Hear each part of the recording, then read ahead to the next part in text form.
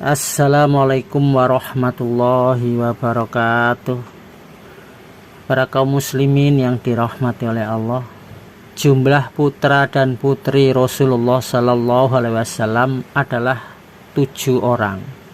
Yang 3 putra dan yang 4 adalah putri. Yang 3 adalah laki-laki. Yang pertama yaitu Al-Qasim, seorang laki-laki, anak pertama Rasulullah Sallallahu Alaihi Wasallam yang dilahirkan dan kemudian meninggal sebelum masuk masa kenabian.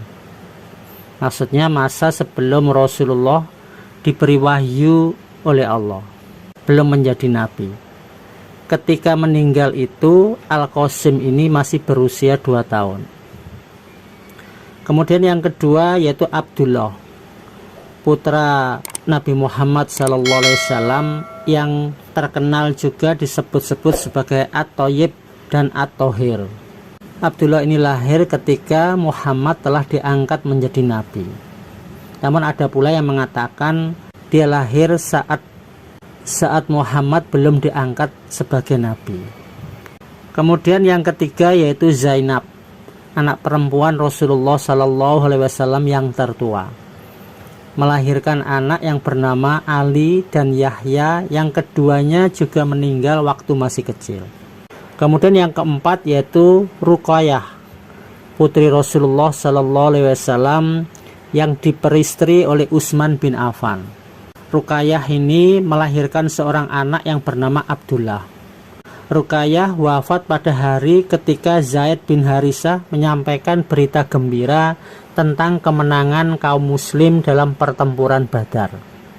Kemudian yang kelima yaitu Ummu Kulsum, putri Nabi Muhammad SAW yang dinikahi oleh Utsman bin Affan setelah saudarinya yaitu Ruqayyah wafat.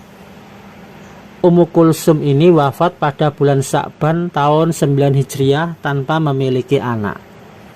Kemudian yang keenam yaitu Fatimah, putri Rasulullah SAW yang diperistri oleh Ali bin Abi Thalib. Fatimah ini melahirkan anak yang bernama Hasan, Husain, Muhsin, Ruqayyah, Zainab, dan Ummu Kulsum. Melahirkan 6 orang anak. Adapun Muhsin dan Ummu Kulsum meninggal waktu masih kecil. Kemudian yang terakhir, yang ketujuh yaitu Ibrahim, putra Rasulullah SAW yang meninggal saat berumur 70 malam. Ada pula riwayat yang mengatakan meninggal saat berusia 7 bulan, dan riwayat yang lain berumur 8 bulan. Jadi putra-putri Nabi Muhammad SAW yang bernama Al-Qasim, Abdullah, Zainab, Ruqayyah, Ummu Kulsum, dan Fatimah dilahirkan di Mekah oleh istri Nabi Muhammad yang pertama yaitu Khadijah.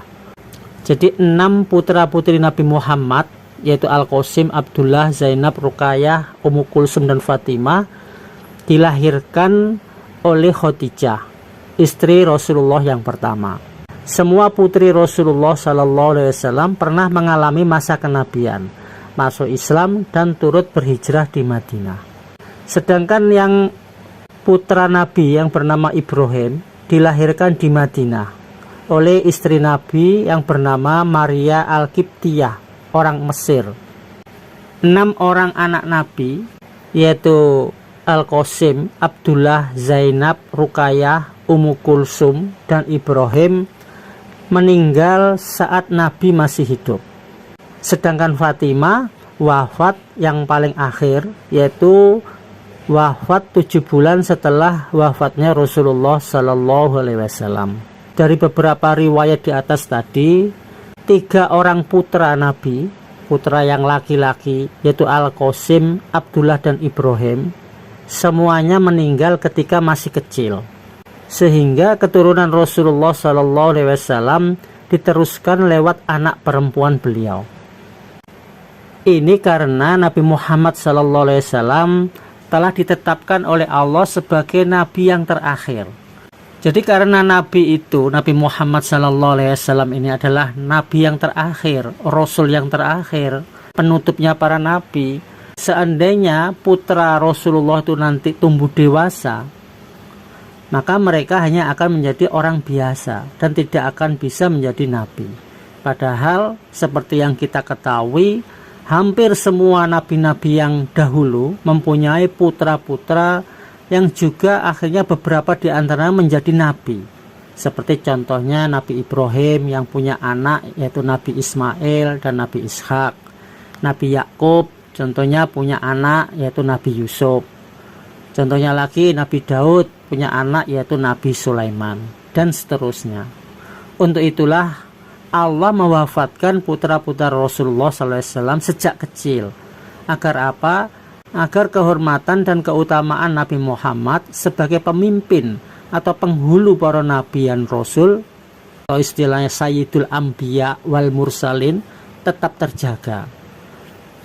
Sehingga walhasil keturunan Rasulullah SAW diteruskan oleh anak-anak perempuan beliau, karena orang perempuan tidak mungkin menjadi nabi. Semoga bermanfaat. Wassalamualaikum warahmatullahi wabarakatuh.